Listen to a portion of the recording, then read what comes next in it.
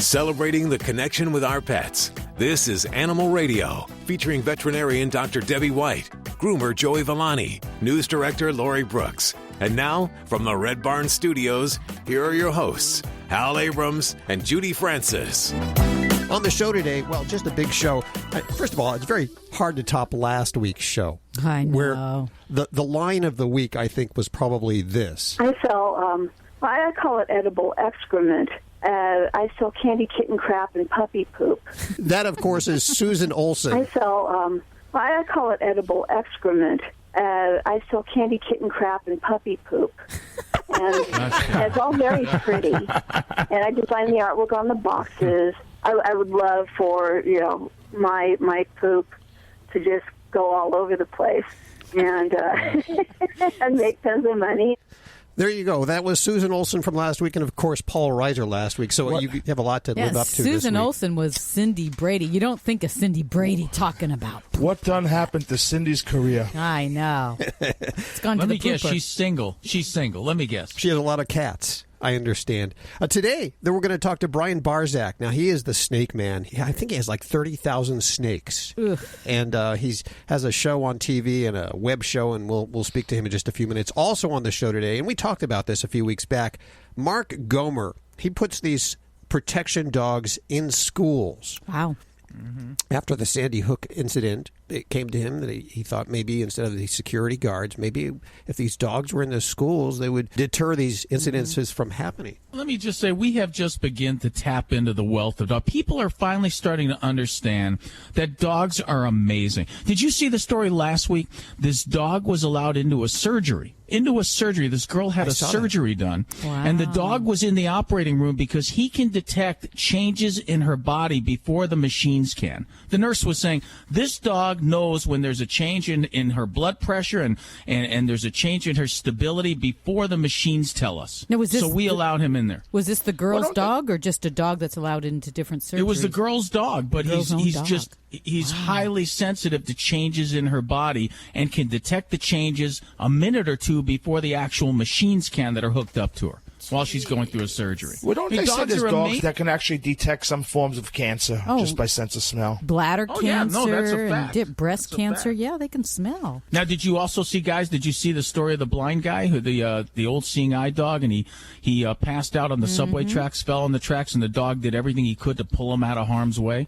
Yep. Just incredible story. So, yeah, I mean, I've always thought that dogs were the answer to schools. Always thought that they were the perfect solution for everyone. Hopefully this guy will explain it to me. I know that it costs a lot to put these animals in the schools, and I want to find out all about that in just a couple of minutes right here on Animal Radio. Dogs do amazing things. They are amazing. Cats, too, all of our animals, and that's what this show is about. We're celebrating our animals right now. Miss Stacy Cohen, working hard in the Animal Radio newsroom. What do you got? Well, it looks like in Italy, some pigs are a little ticked off that they aren't being chosen for salami. Huh? They're using their name, but not their product. I'll tell you about it. They protested right outside of Parliament. A whole bunch of pigs. I'll give you the details coming up. The pink ones on Animal Radio News. See, pigs are dumb. What other animal's going to protest not being killed and eaten? I mean, what's going on with that? What, aren't I good enough? Yeah, I know. I'm speechless here. Hey, John, how are you doing? I'm good. How are you? Good. What's going on? Well, not much. Just driving through the farmlands in South Georgia right now. Are you OTR? You truck driver? No. I'm driving a pickup truck, but not a large truck. No, we're just visiting a friend out here on a farm. We're just going to visit. Doing the holiday thing. So what's going on? You got problems with your dog, I guess, or cat? No, my wife and I have been looking for a lab. We want to get a Labrador, and we've been reading and seeing some dogs that are called apartment-sized labs, or one outfit calls them canoe size. They're somewhere between the 35 and 45-pound range. They're smaller than, I guess, a standard lab.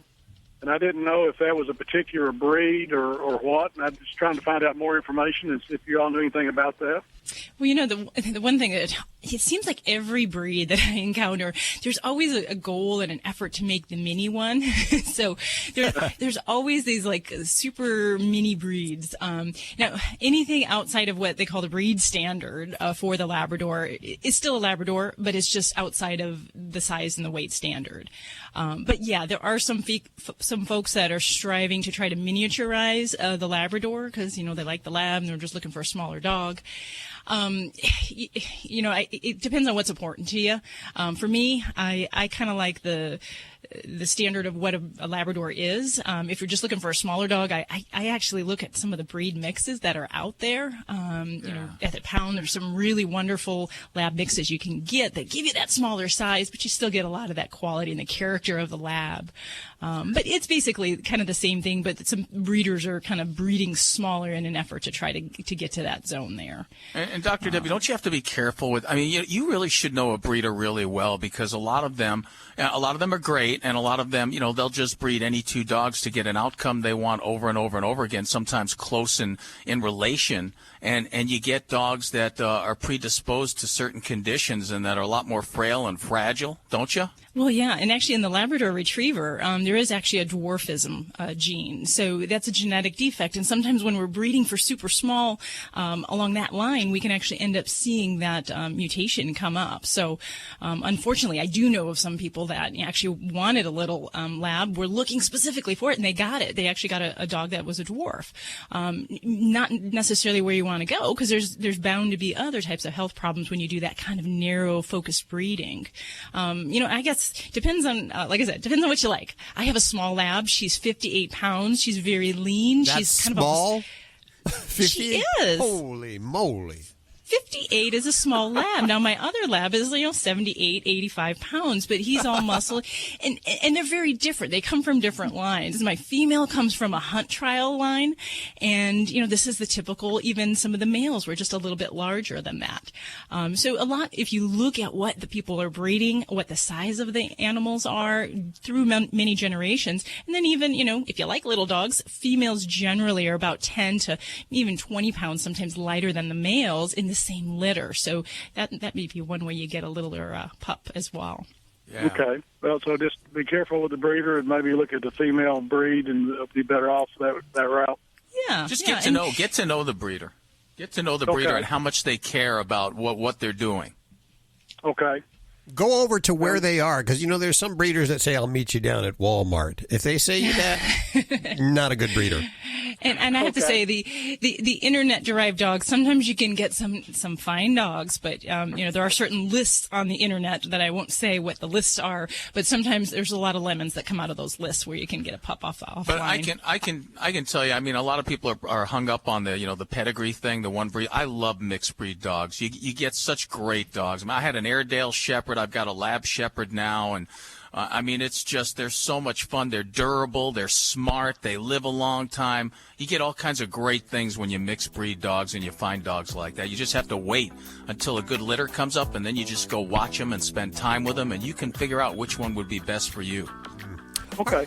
Thanks for the help. Good luck with that, John. Send us pictures when you get your dog. We want to see. Will. Aren't mutts healthier, Dr. Debbie? In general, yeah, there's something called hybrid vigor, and it's the idea that when you mix two extreme genetic selections and you mix them together, you actually hopefully get the good of both breeds, and you're diluting out the bad of both breeds. So, there's a lot to that. It's not always a precise science, but I'm a fan of mutts. Ever since I got Foss, I'm totally sold on the little mongrels. Me too. I've never had a single breed dog. They've all been mixed, and it's just so You know what? An Airedale Shepherd is absolutely the best dog there is, and that it's so hard to find an Airedale and a German Shepherd that get together. And if you do, what a great dog that is! Oh my gosh, he was such a great dog.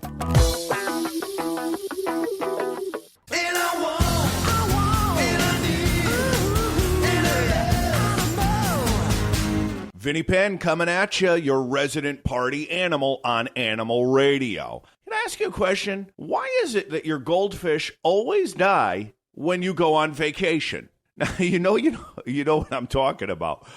You've taken care of them all year. You're 6, and you've managed to keep them alive for the past year, and yet you go away for a week and come back, either to the sob story of the year from some relative you never see or friend of your mother's who was given the job of feeding the pet, or B, to a fish that doesn't look remotely like Pokemon, the fish that you left a week before.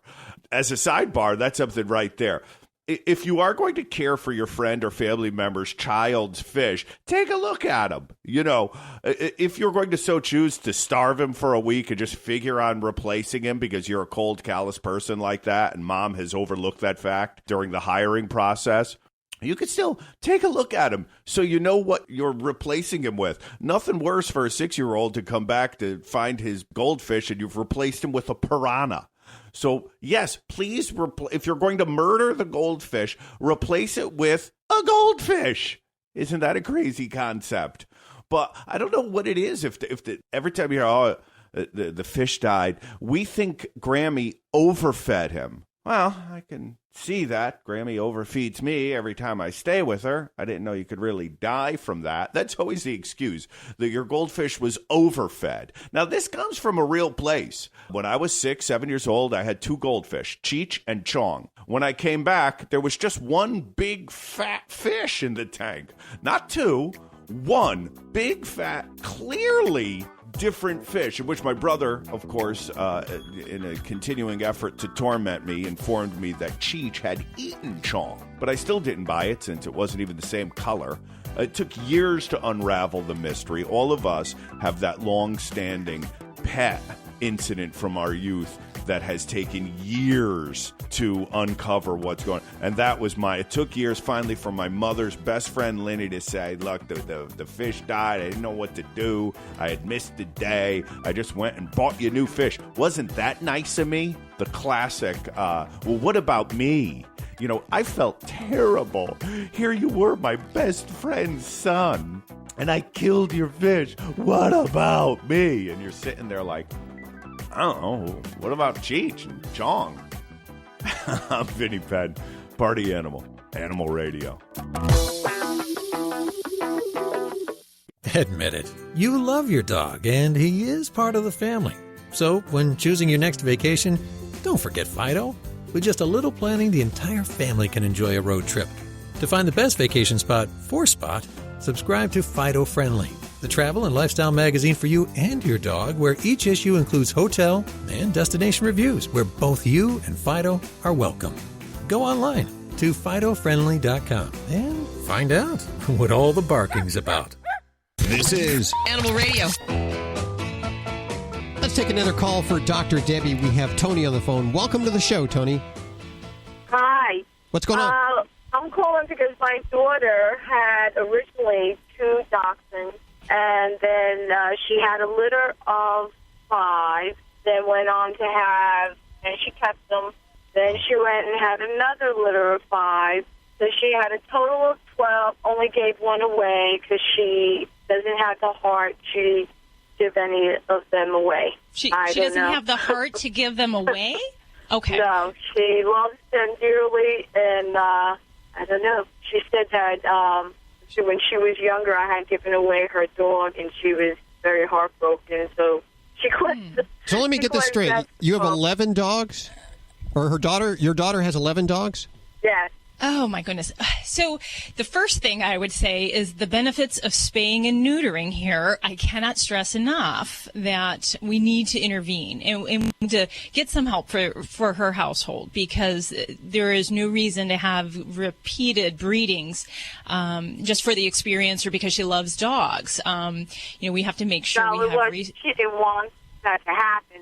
Well, it's going to happen. Dogs do that. They will reproduce when given the option and the opportunity. It is our job as their human caretakers to make sure that doesn't happen.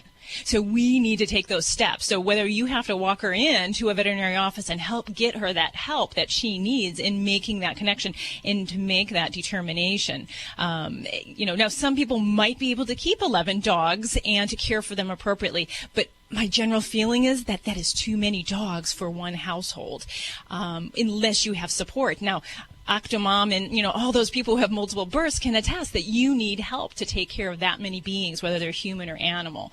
So that would be my concern. So, we need to. She does have sometimes, she has people come in, but I'm still totally against it, and I can't seem to, talk her into giving any away. In the meantime, not to mention the cost, and, I tell her it's selfish because there isn't any way that you could give enough attention to all those dogs either. besides, amongst many other things. But would you say for the males should be all neutered or? Absolutely. That is probably the easiest place to start, is to get those boys taken care of. Now, rather than the females, right? Well, I mean, that's usually an easier fix, if you will, for many households. So that would be one thing to do. Now, the thing that I think we need to really talk about is that you've mentioned that, these dogs may not be getting the care that they need. Now, dogs are social creatures, and they really do thrive on interactions with people. And it is pretty difficult, if not impossible, for one person to provide that level of closeness and that social bonding that a dog needs to be really happy and to thrive in their environment. So that would be one big selling point that I would say for her. But I will be honest with you, I think we need to get some help for your daughter in the human healthcare field, because this has tones to me of a possible hoarding situation. And the situation in that veterinary and human healthcare person to help her out and to see, because if I were face to face with her, we could say, okay, why isn't your dog spayed or neutered? Let's go through this. What are the risks? What are the risks of having 11 dogs in the house, not alone fights, infectious disease, parasite control, all of these things, social situations just due to overcrowding, all of these things play a role, whether we want to look at them and recognize them or not. They will be there. Right. Parasites is something I also read that the owners, the humans, can contract them from their pets. Absolutely. It is totally possible. So, and that's why there's communities that have animal ordinances. There are regulations, so you don't have 25, 40 dogs, because it's hard to meet their needs, and it can be a human health care risk. So, I think we really need to not worry about hurting her feelings. We really need to worry about getting those pets out of there, and then hopefully getting the help that she needs to recognize this behavior and, hopefully turn that around there. Good luck with that. We appreciate your call today and wish you all the best of luck. It's a tough situation you have to deal with there, but I know you're going to do the right thing. Yes, I really thank you for your help, and I'm going to, try to resolve this, hopefully. Let us know how it goes. Okay.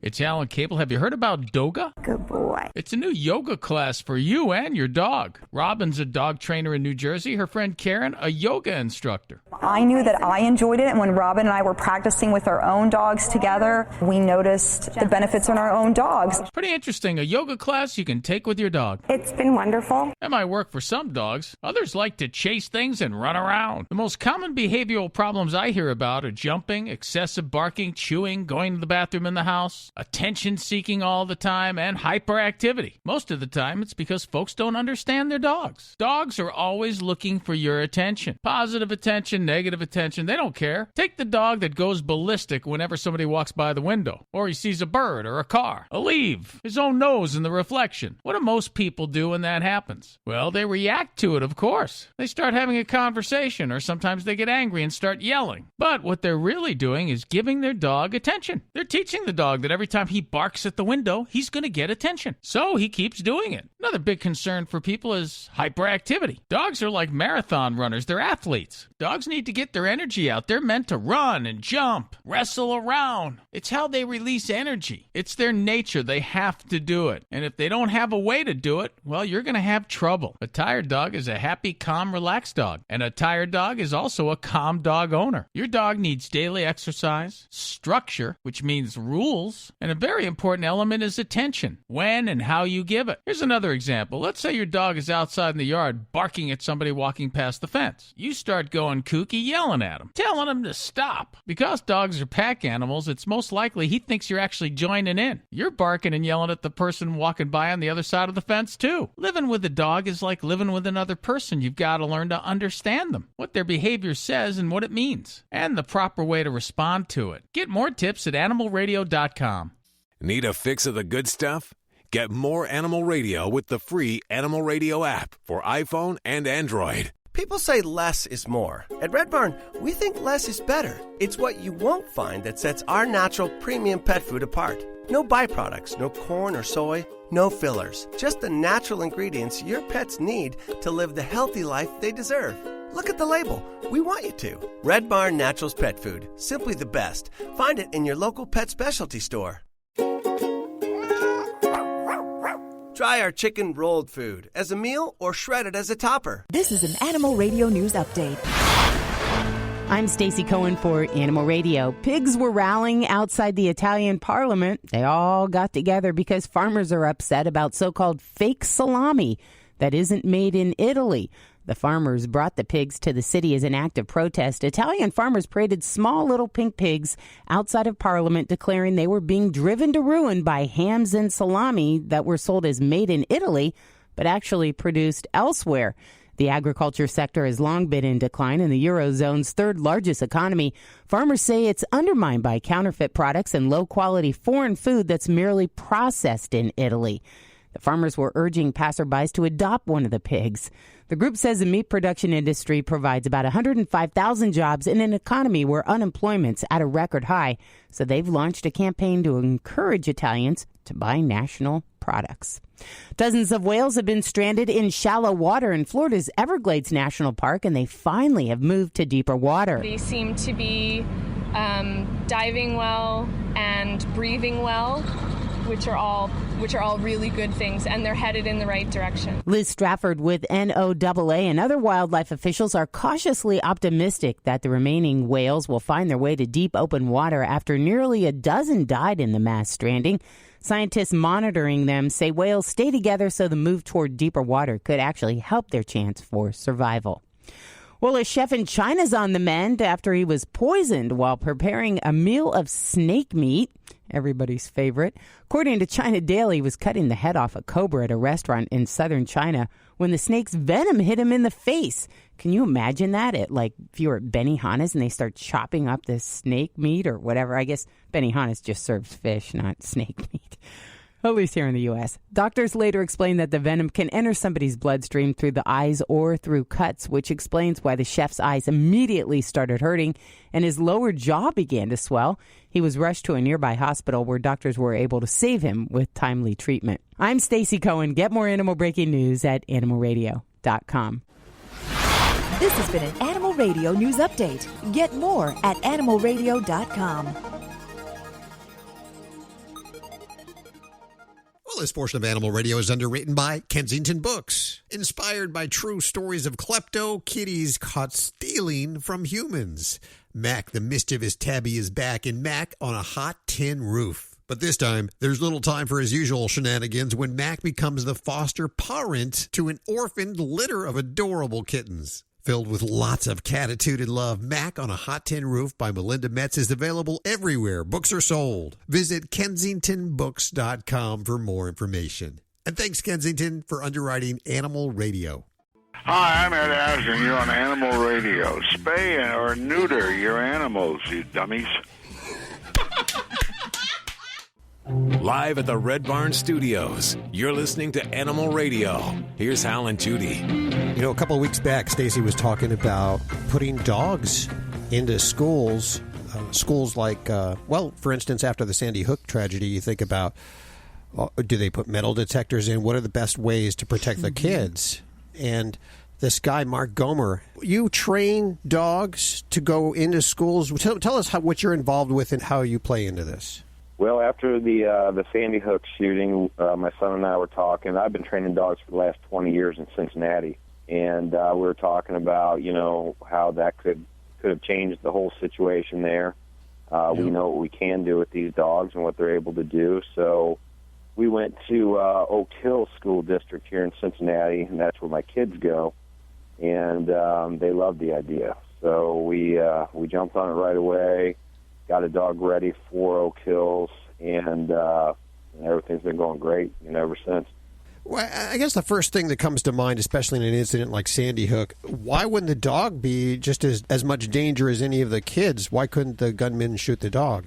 Well, that's always a possibility, but these dogs are fast. They're not that big, dogs. We use the Dutch Shepherds and the Belgian Malinois. But they're fast, they're agile. In a situation like that, there's going to be a lot of chaos. I don't think that shooter is going to necessarily be focused automatically in on the dog. It is the dog's job to, create an obstacle, to create a problem for the shooter. But these dogs have been put through that situation with the shooter over and over again in training. Is the dog been trained really to detect firearms, or has it been trained to deal with incidences like after the firearms have already entered the school? What these dogs are trained to do is search for drugs and firearms in lockers, backpacks, book bags, that kind of thing on a daily basis. And then if anybody were to come in there shooting, they've been put through that situation over and over again. They know who they're supposed to take out. So how many dogs do you have at a school at one time, and are they there through the entire school day? Well, these schools are actually purchasing the dog. So the dog is part of the staff now, at the school. So they're there all day long, all week long. When I was a kid, I was really afraid of dogs. And I'm actually thinking this would have been a real distraction for me in school. Well, schools, especially high schools, they're no stranger to having dogs in there for the handicap. Oak Hills also has a seeing eye dog for a girl there that's blind. So, they get used to it. Everybody at the school loves Atticus. He's kind of like a celebrity there now. But, after a couple weeks, things calm down, and he's just kind of a normal fixture there at the school. It's not a big deal. Yeah. Are there any kids that are allergic to dogs? What happens in that instance? Well, we get asked that question a lot. We haven't run into any problems at Oak Hills. If there ever was a situation like that, we would know which students and which areas to stay away from. It's funny. You're doing exactly what I thought should be done many, many, many years ago. And, people are so reluctant to having dogs in public places, restaurants, buildings, offices, things like that, and it's starting to change. But who manages the dog? Who's the person responsible for his care and for managing him, in the school? There's two people up at Oak Hills that manage Atticus. Atticus is the dog up there. The principal, he goes home with the principal, so he actually lives with the principal's family, goes to work with them every day.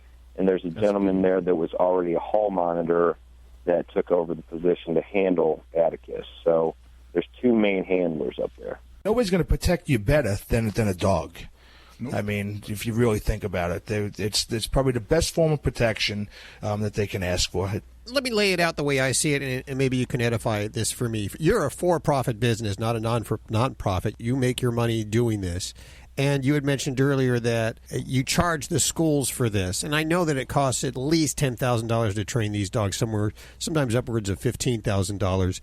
We already have a real taxed schooling system where teachers are being laid off. There are so many kids per teacher, you really don't learn anything anymore. What I want to know is, where are they going to find the money and the dollars to bring these dogs in, and how much does it cost? Well, this is to do this right, and you gotta realize this is a brand new thing. I mean, it's we've had police dogs, we know what they do. We have seeing eye dogs. We have a lot of different types of jobs. But this is a very special job. These dogs have to be extremely socialized, stable. They have to be able to do the bite work, but still love people. They have to be conditioned to the school setting, bells, marching bands, things like that. It's a 2-year process. For that 2-year process, and these dogs should be able to work for the next 8 years, at the school. So when you break it down, it's very inexpensive compared to the other options. They can't even come close to this. But $50,000 is what we're charging the school to get this done. Wow. Yeah, and for teachers, that's actually like a couple of salaries. Yeah, it's a 1-year salary, really. Yeah. And if you were going to hire an armed guard, you're going to pay that armed guard $70,000-$80,000 per year, and that's every year. And that's still not what this dog can do. This dog can search the whole premises every day. And see, these students up at Oak Hills, they see this dog actually searching their lockers, their backpacks, their book bags every single day, So and I'm all about the police dogs out there, but even a police dog, they might show up once or twice a year. Right. Well, these students know that, and they know, well, if that dog just showed up, it's probably going to be another few months at least that they have to do what they want to do before they got to worry about it again. This dog's there every single day. Let's give out the website. It's schoolprotectiondogs.com, schoolprotectiondogs.com, and you can learn more about that. Now, if someone wants to get dogs into their school, what is the process they have to go through? Well, the process they go through is to contact me, and there is a number, on that website. They would just contact me. We would have some conversations first about everything that's going on. We would try to get out there as quickly as possible to do a demonstration with one of the dogs for the school board and the superintendent, people that would be making the decisions. And then hopefully soon after that, they would be able to raise the funds, which, back to the other question, these schools are getting very creative as far as raising the funds for these. There's fundraisers, there's grants out there. I think that the school should be one of the safest places in the world for these kids to be, and right now it's the opposite. You bet. Boy, they never had metal detectors when I was a kid. Whole different world. Yeah. Mark, thanks so much for your time today. Once again, the website, schoolprotectiondogs.com, and we'll put links to everything you've heard on today's show over at animalradio.com. The guy's genius. He's gonna be so rich. You're listening to Animal Radio. If you missed any part of today's show, visit us at animalradio.com or download the Animal Radio app for iPhone and Android. People say less is more. At Red Barn, we think less is better. It's what you won't find that sets our natural premium pet food apart. No byproducts, no corn or soy, no fillers. Just the natural ingredients your pets need to live the healthy life they deserve. Look at the label. We want you to. Red Barn Naturals Pet Food. Simply the best. Find it in your local pet specialty store. Try our grain-free rolled food. It's protein-packed with less risk of food sensitivity. Live at the Red Barn Studios, you're listening to Animal Radio. Here's Hal and Judy. And let's take a call for Dr. Debbie. We have Jan. Hey, Jan, welcome to the show. Hi. How are you? What's going on with your animals? I'm doing okay, but I have a couple of problem children. One is an 8-year-old male. All my animals are fixed and declawed. Male what? What kind of critter? Cat. Sorry. Kitty, all right. I have lots of kitties, 4 at present, and that's probably the top number we'll keep with for a while. Jackie is an 8-year-old male, neutered, and we recently took in a cat that was left behind. The people moved out and left her, and she was freezing to death. So we've brought her in, and she is fixed, declawed as well, and probably 4 years old. The other 2 cats is pretty much gotten used to her. She's getting used to them. But Jackie is actually stalking her and attacks, and not in a nice way. He is vicious. Okay. I've never seen this kind of behavior. Okay, so when he attacks her, is there fur flying? Is there actually a physical altercation, or is it more vocal? Oh, yeah. When they're engaging in the fight, they're you know. All righty. And then after they get done fighting, what's going on? What do the kitties do? She usually runs down to the basement where she hides. She jumps through a hole that goes underneath the house, and she hides there for a while and comes out. All right. Ugh. Well. Yeah, this is ugly. This is a lot of fun. Now, you said you have other kitties, so you have 4 cats right now, correct? Yeah. Okay. Mm-hmm. Now, this might be a little bit more simplistic answer if we only had 2 kitties in the home. But in all honesty, you might not have the same problem when we only have 2 kitties in the home. Because when we add more cat personalities into the house, that's when we can have more opportunity for these inner cat social issues. So if we're at 1 cat, 2 cats, sometimes third cat, we'll see something tipping the balance of things. Adding in a 4th cat, and more, you have a greater risk of this kind of thing happening. Now, it is possible that these 2 cats have something between them that we may not be able to help. So it's very similar to having a college friend that you share an apartment with that you just can't get along with no matter how hard you try. So in some cases, I always keep that in the back of my mind that you can't ask a cat to behave like a non-cat. But from what you're saying, with an aggressor cat, when there is actually a physical aggression towards another cat and the other cat is anxious, nervous, fearful, there's some different steps that we can try. Now, the first thing to recognize is that sometimes the fearful behavior can actually make the aggressor attack.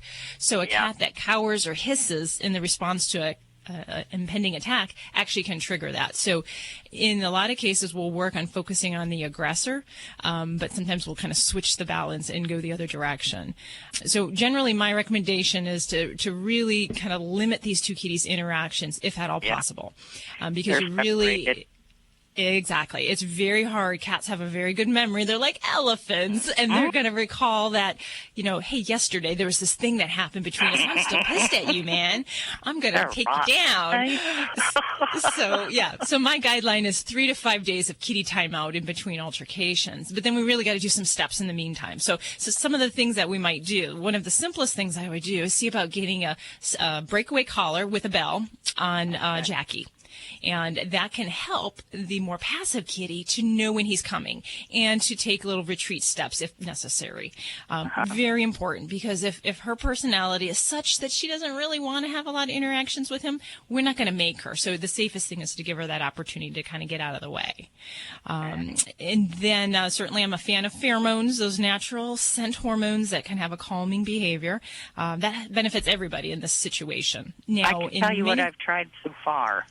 Okay. I have tried Rescue Remedy, and he was okay with that for a little while, but as soon as it wears off, there he goes, back into action. Okay.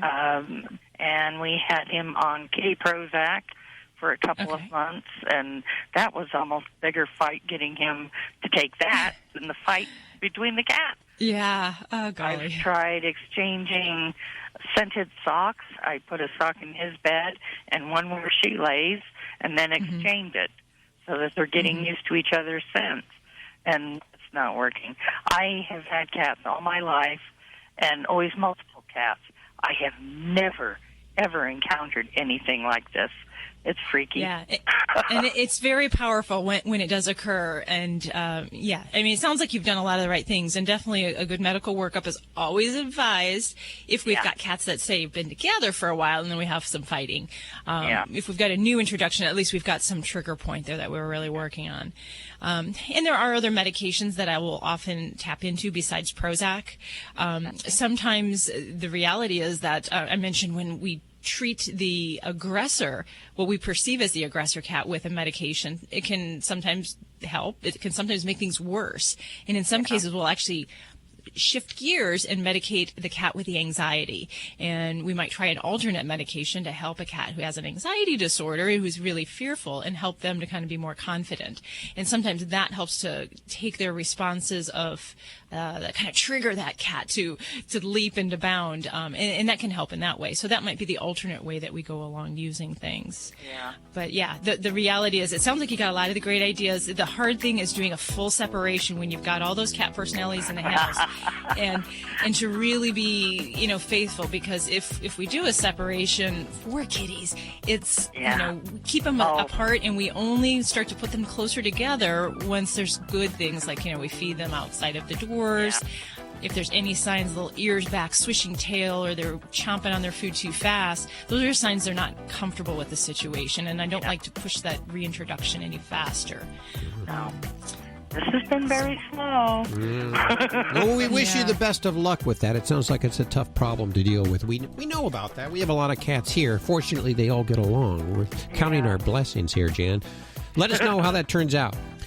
I will. I appreciate it. Thank you for your call today, and thanks for listening to Animal Radio.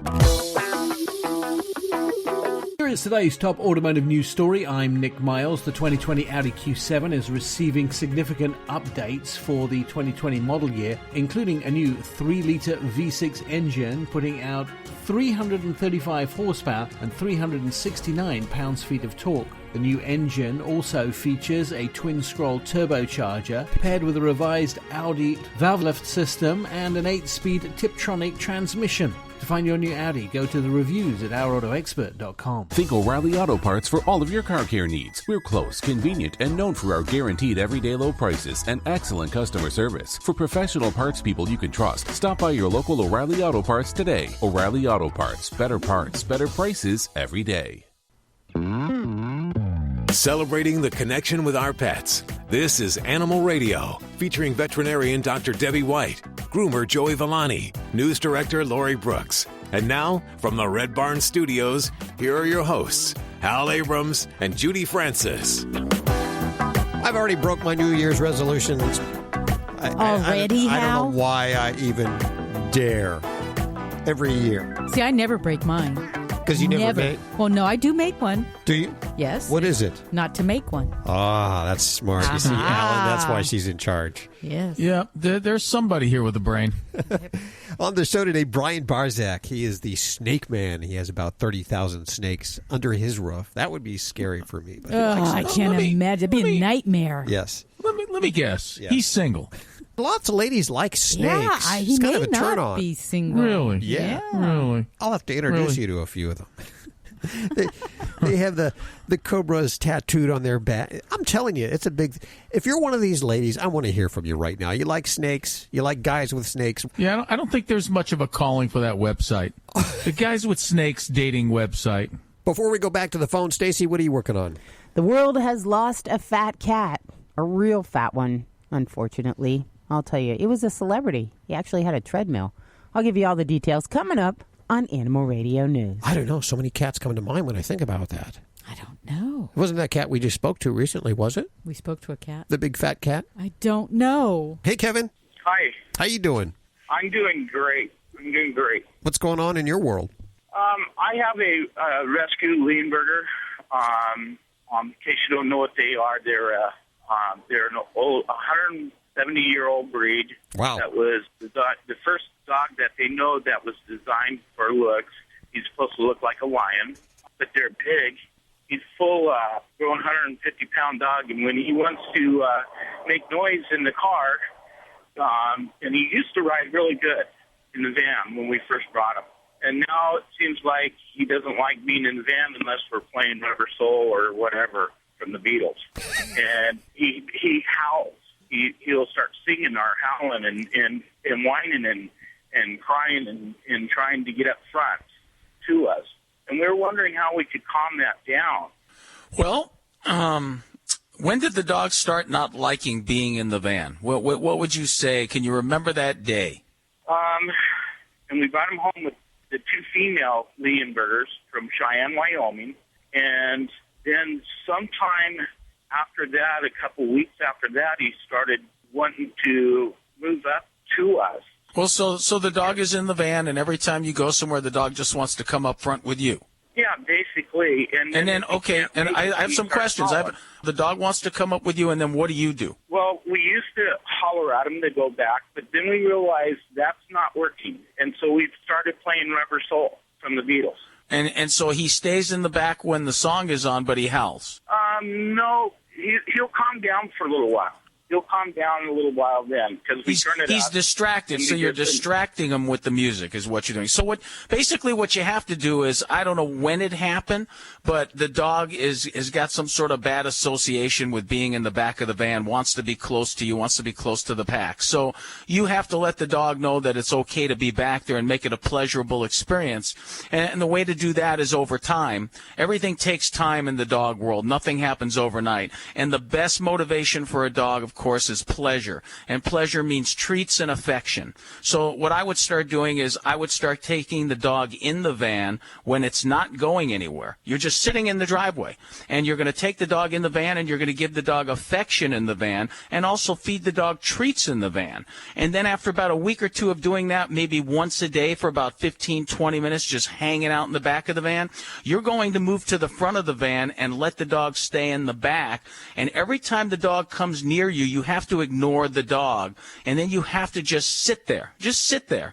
And when the dog decides to, on his own, walk far away from you, gets bored being next to you or trying to get close to you, that's when you say, good dog, downstay, if you've taught the dog to go downstay, and feed the dog a treat.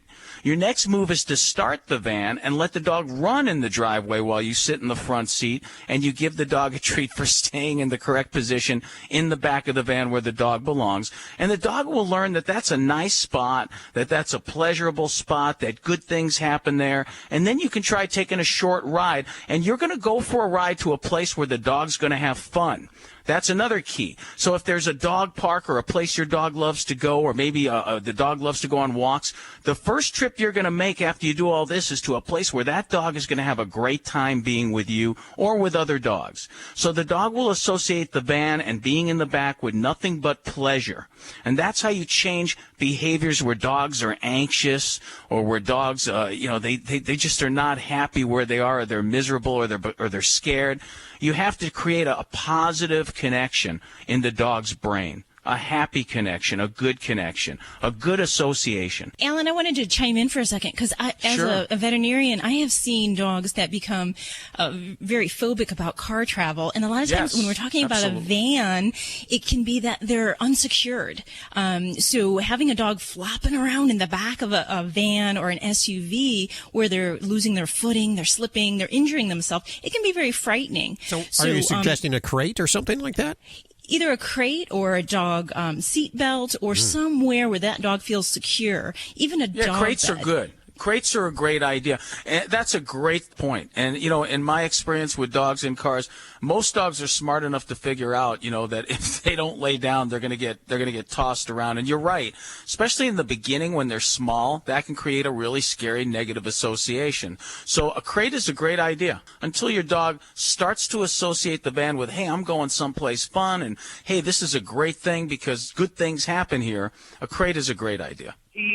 He's very much into being up in there because, see, we live in a motor coach, and so we do travel around a little bit. But what I do is I use the back end. It has their kennel. I have 2 dogs, and they're very quick to get in there, and I can leave the back door open, and they don't leave that kennel.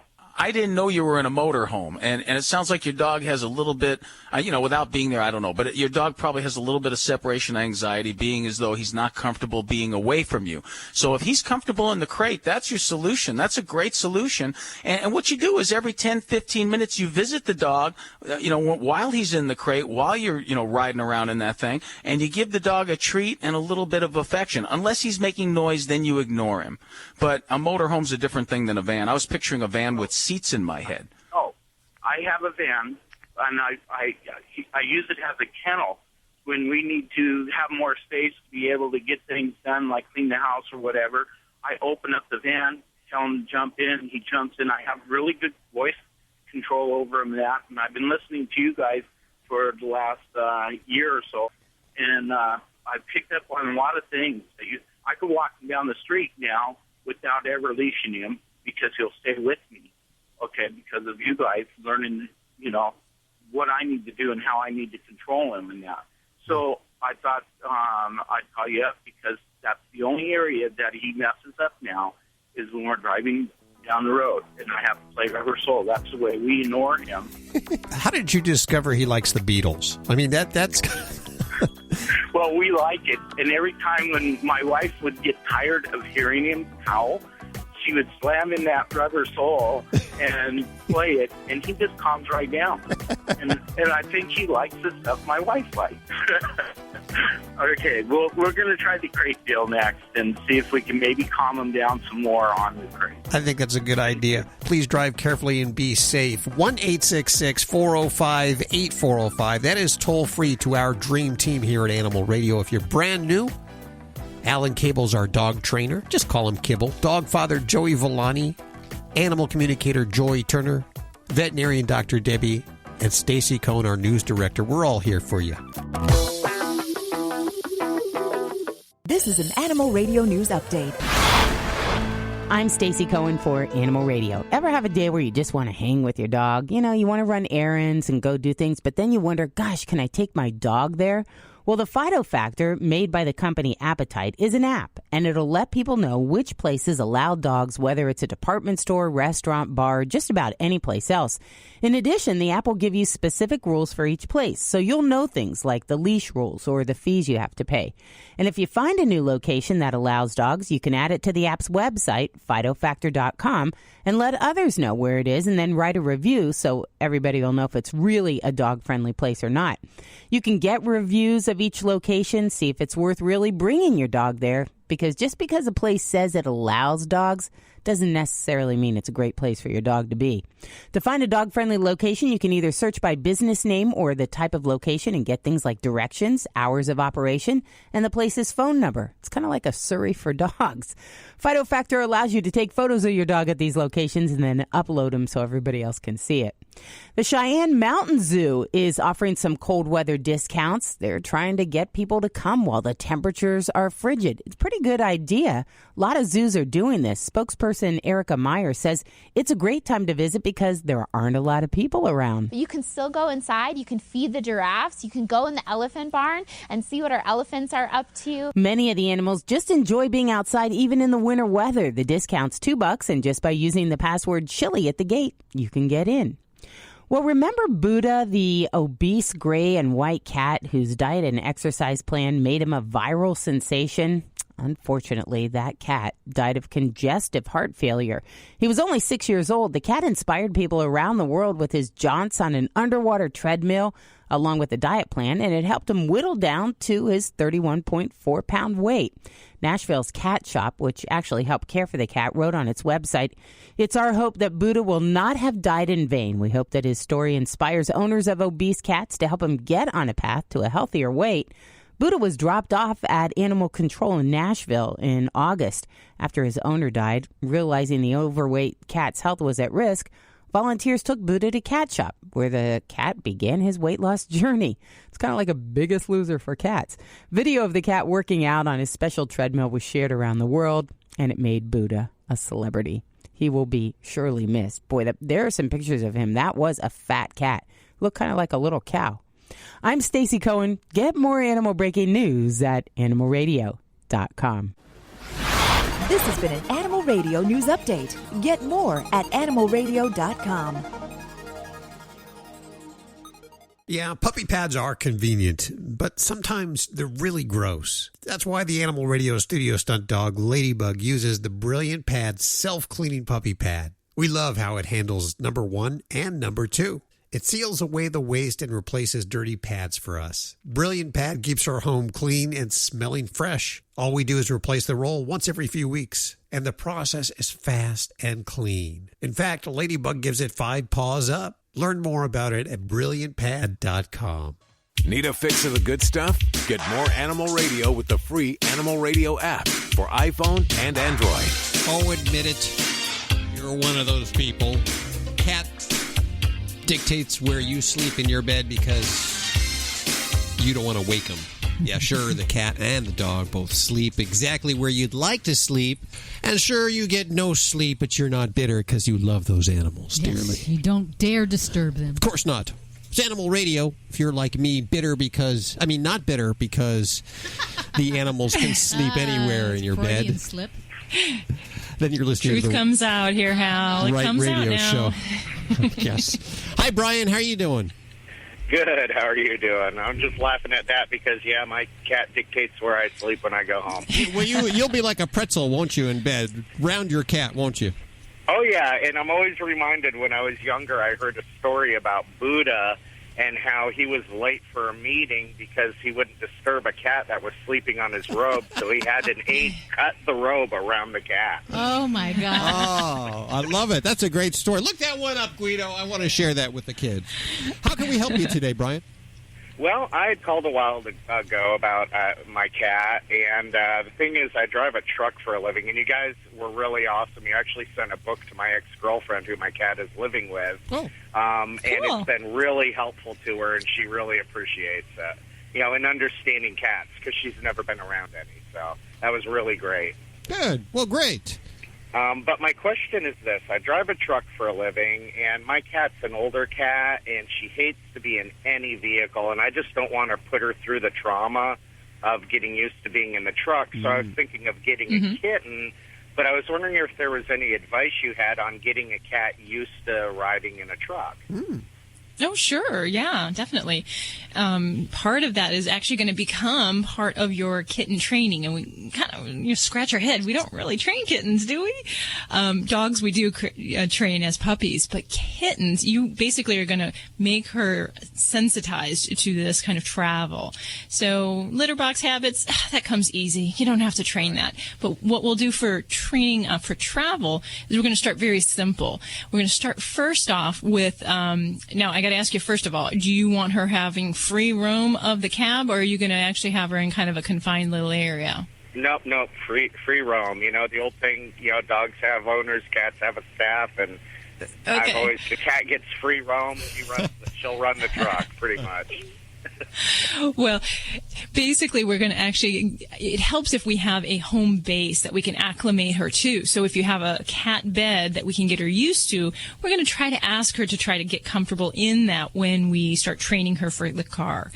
So basically, that will be her favorite spot. You're going to treat her there. You're going to give her yummies. You're going to give her love in that place. And then you're going to take that with you into the cab. And you might start even with a smaller vehicle, so it's easier to just do short little bouts. But basically, we're going to do just starting up the engine, getting it warm, making the sounds, and maybe just driving just a little bit, going forward and back, and that's it. We treat, we reward during that, and that's our exposure. We build up on that positive experience. Because it's a short trip, it's not likely to be scary for her, and because you're there and you're giving her yummies, it's going to be a good association. So you're going to have to gradually build up to that, from just kind of going into the vehicle to going a little bit further to making short little trips or errands. So that's how we basically build up to a cat that is going to like to travel. And the other thing that really helps is that if you're picking out a kitten, we're going to look for one that's, we kind of talk about this every week, it seems, the cat dog. You're going to look for one that's a little bit more laid back, that's not as apt to startle with sounds or uncertain things. Having a personality for travel helps tremendously. We could only train so far, so we want to make sure that we kind of work on both picking the right kind of kitty and gradual exposure to the travel experience. So laid back is like an indicator of a personality that'll enjoy the travel and all that. Mostly what it indicates is that we'll be less apt to be startled by other vehicles flying by, horns, noises, things that we don't think about as we're traveling, but can be very scary for a pet that's not exposed to that. And actually, that's probably step 2 of your training for travel, is that we want low-level noises that you're going to experience on the road, and the kitty's going to be exposed to, and we want to make that something that becomes part of the training too. So, simply having an audio tape of some of these things, and while you're just practicing these short little travel bouts, having that playing and having it being non-scary, because some pets really get freaked out when those other big rigs go flying by. Oh yeah, yeah. Okay, excellent. So, well, I really appreciate your help and advice. You guys have been my great. pleasure. I learn everything every week when I listen. I know. I listen every week, and it's amazing. It's if I miss a week, I just feel totally out of the loop. That's what I'm... Well, my ex-girlfriend, I had a real quick story if I can. Yes. Last time I was home to visit, she has a Pomeranian that I call Rat Dog. And she told me, she says, you need to talk to your friends on Animal Radio because they would not like what you do to her. Oh, what do you do? Well, when we first got together, she had hardwood floors, and of course you got to wing the Pomeranian across the hardwood floors. And I would set up her toys like a little bowling thing, and I call it Pomeranian bowling. Sure. And when I come over now to visit my cat, when I go through Columbus, her dog will bring her toys out and set them up. Well, there's actually a Pomeranian bowling league, so that I was thinking of getting into one, Okay, we're just joking, ladies and gentlemen. I just want to point it out right now. Don't do we're just this joking. at home. Yes. Again, thanks a lot. Hey, don't forget, you can get your fix of Animal Radio anytime you want with the Animal Radio app for iPhone and Android. Download it now. It's made possible by Fear Free Pets, taking the pet out of petrified. Visit them at fearfreehappyhomes.com. Check out Animal Radio highlights, all the good stuff without the blah, blah, blah. Browse on over to animalradio.pet. Everyone's favorite matchmaking klepto kitty MacGyver is back in Mac on a Hot Tin Roof. And this time, he's thieving his way through the greatest adventure of all, parenting. When Mac finds a litter of orphan kittens, the mischievous tabby has no choice but to put his life of crime on pause. Because the tables have turned, and now Mac is the one to have something stolen. His heart. Mac on a Hot Tin Roof by Melinda Metz is available everywhere books are sold. For more info, visit KensingtonBooks.com. Hey, this is Big Ant from Rescue Inc. Remember, spay and neuter your animal, and abusers are losers. Now back to Animal Radio.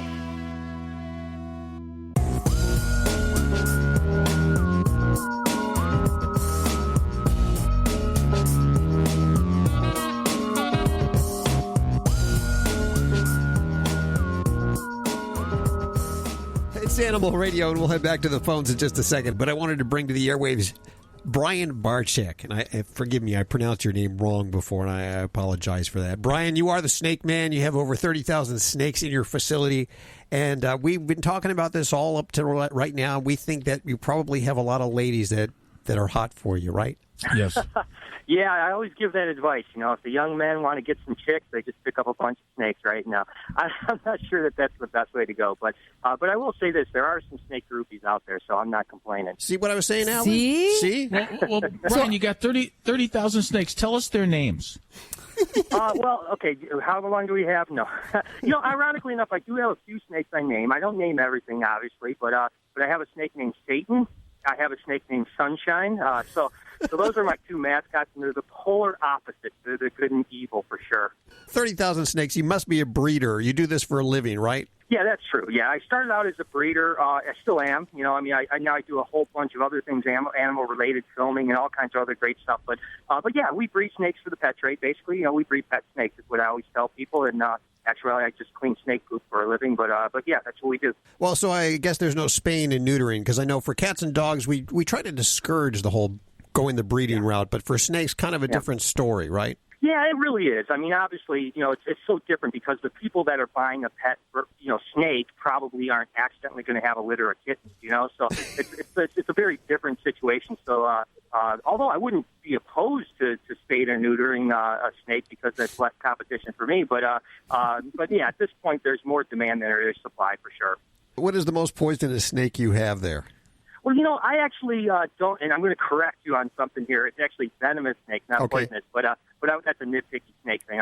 I actually don't keep venomous snakes. I work with them in film projects, and I've done anything from inland taipans to tiger snakes to king cobras, all kinds of other stuff. But because we have a staff of about 12 people that care for the collection, including myself and the wife, I just don't feel comfortable, putting them in a position where they have to, handle something that could potentially kill them.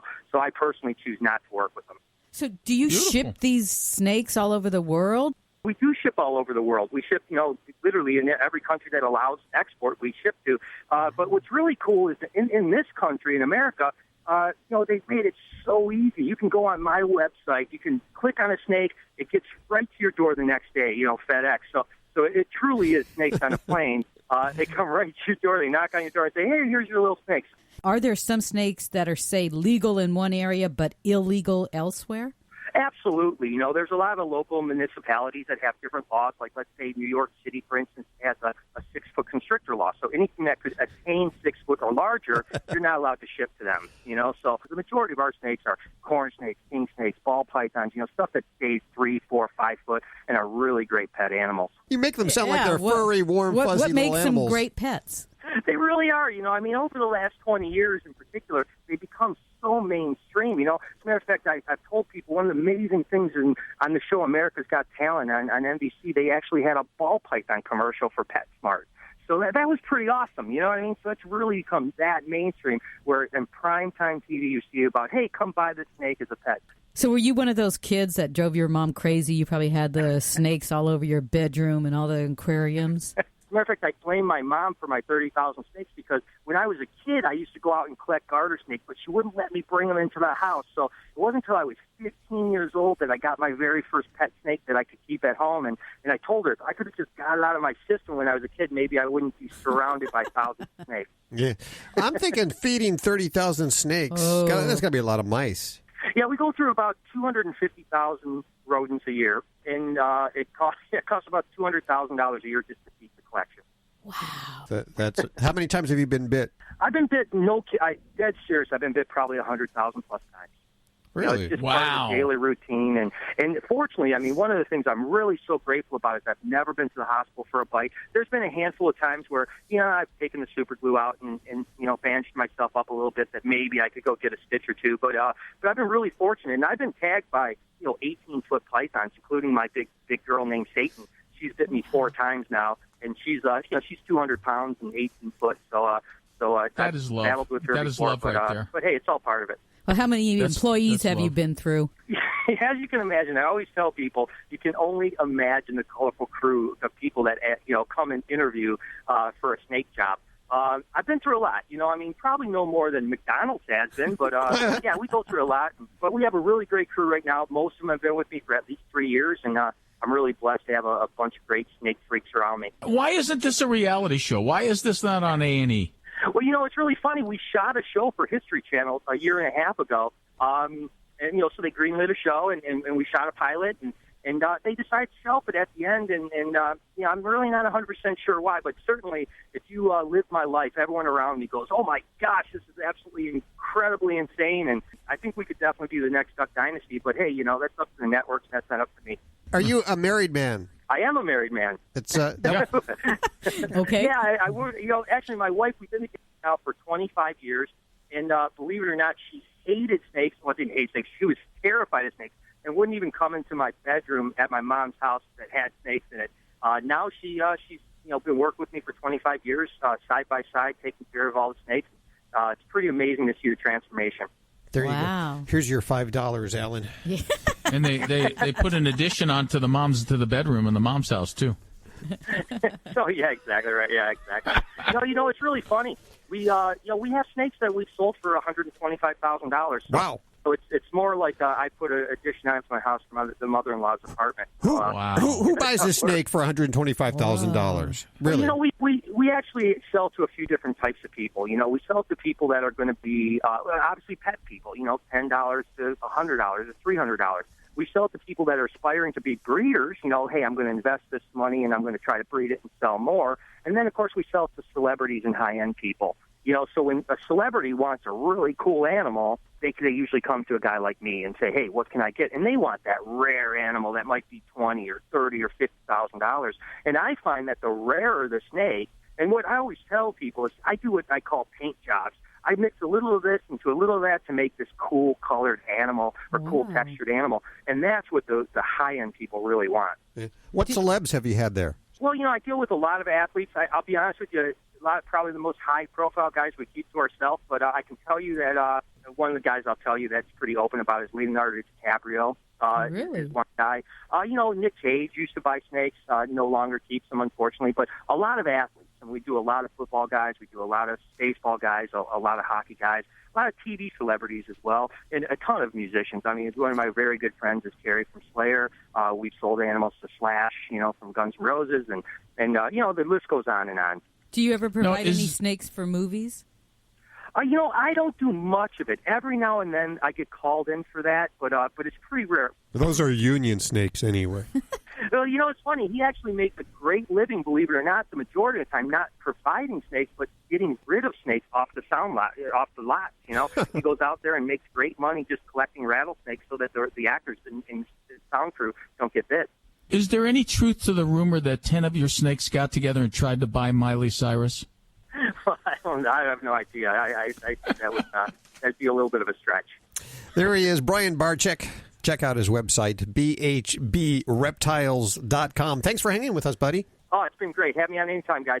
We'll link to that over at animalradio.com. We're going to head back to the phones, toll-free at 1-866-405-8405. Miss Stacy Cohn, what are you working on?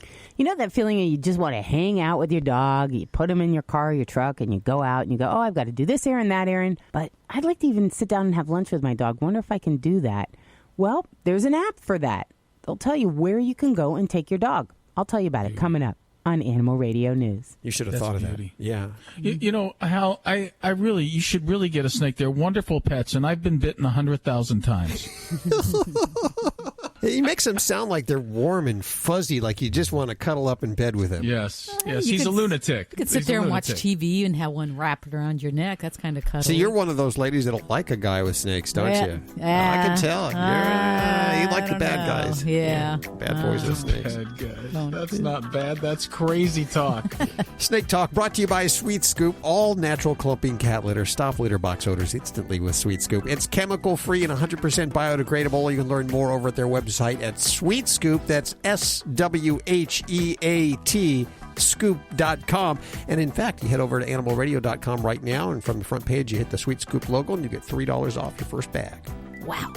Can I just tell you a secret? Yes. What's your secret? When you asked him what celebrities had bought snakes from him, the three that popped into my mind were Leonardo DiCaprio, Johnny Depp, and Nicolas Cage. I am so not surprised. And also Sean Penn. I thought Sean Penn would have a litter. Dennis Rodman probably tried to buy a snake, but Rodman was too weird for the snake. Yeah, snake wouldn't go with him. This healthy serving of Animal Radio is brought to you by the grain-free Red Barn Naturals canned food for dogs and cats. It's always made in the USA with natural, functional ingredients to support your pet's optimal health. You could learn more at redbarninc.com. And thank you, Red Barn, for underwriting Animal Radio. Need a fix of the good stuff?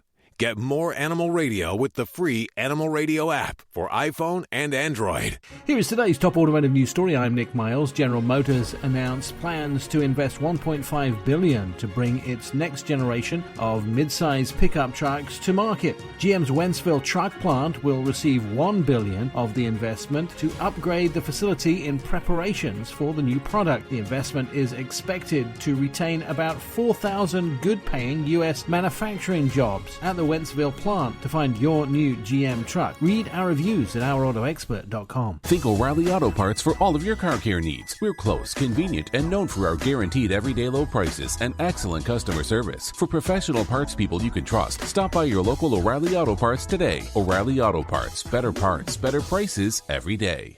Dogs or cats, horse or emu, animals are people too. In Germany, police say a woman attempting to make manure stink bombs with stockings slipped into a manure tank and fled the scene naked. 2 women entered a farm in the northern village of Eberholzen and started filling up stockings with manure. A police spokesman reported one of them slipped into the manure tank right into the cow muck. The other one helped her out. We found their clothes in a field. One seems to have run off completely naked, the other in her underwear. Police said it was unclear what the women had intended to do with the manure bombs, adding the women can get their clothes back from the local police station, unwashed. Now that stinks. I'm Britt Savage for Animal Radio. Animals are people too. Animal Radio. Live at the Red Barn Studios, you're listening to Animal Radio. Here's Hal and Judy. Hi, who's this? Name's Toby. Hey, Toby, how you doing today? Fair to middling, I guess, for a rainy day. Oh, I'm sorry to hear that. We'll send some sunshine your way, okay? Please do. I'm tired of this rain weather. Hey, I'm your sunshine here, Toby. What can I do for you today? Well, I've got a 3.5 to 4-year-old German short-hair pointer. I've had her since she was 8 weeks old. Okay. She's traveled with me on the truck ever since she's been 8 weeks old. And she has got just atrocious breath. Is there something that I can give her that will help that? Oh, if it were only so easy just to give her something. Usually breath is a function of a lot of different factors. The most important thing is oral health. So if you got a stinky mouth from your dog, the first thing we always do is lift up that lip and see what the condition of the gums and the teeth are. A lot of times, what would be most useful is to address that. Does your dog need a teeth clean? Do we need to see about using some toothbrushing? There are some remedies we can try, things to add to the water to kind of help freshen the breath, but they are really just a temporary type fix and don't have as much efficacy quickly if we don't deal with the underlying problem. So that would be my first thing that I would look at, is to get into some good oral hygiene, where we're doing maybe some brushing. You can add some water additives to help keep plaque down in the mouth, and see how we can go with that route, because that's really that dragon breath that you get. And I can only imagine, that panting face sitting next to you for hundreds of miles and dealing with that. So that would be. Now, have you looked at your dog's mouth as far as to see what lurks below that gum? Well, actually, I had a Chow Chow many years ago, and she got a bone lodged in her throat, and it almost reminds me of that. But this dog doesn't get any bone. Okay. I mean, it reminds me of that odor. Yeah, and that is a nasty odor. I had my own dog who had a stick caught in his upper hard palate, and you can kind of miss those things. So sometimes it may start with a good oral exam. So if you're not seeing anything obvious, I would suggest have your doggy checked at a veterinary office, have them do a good oral exam.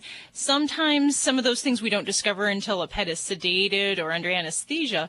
But I'm going to definitely say let's go to the basics of working with some good dental health and see where we can go from there. Sometimes also we'll look at diet. If we have a pet who has a lot of gas and teeth are in great shape, in some cases a diet change can help kind of change some of the production of GI gas that they'll have. So that's one thing else that you might consider if you get that clean bill of health with the dentist there.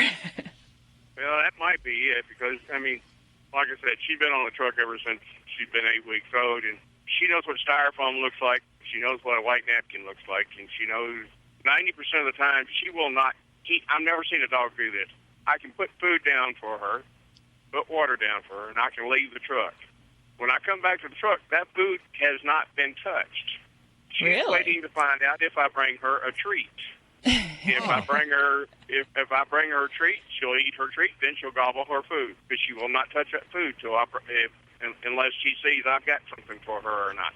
Yeah. Well, we can see who's running the show here in your cab. That's called the good enough syndrome. When it's good enough, the food's good enough. If there's nothing else that's better, she'll eat it. We have that problem here. Y'all got me wondering about that dog food. Yeah. Which one?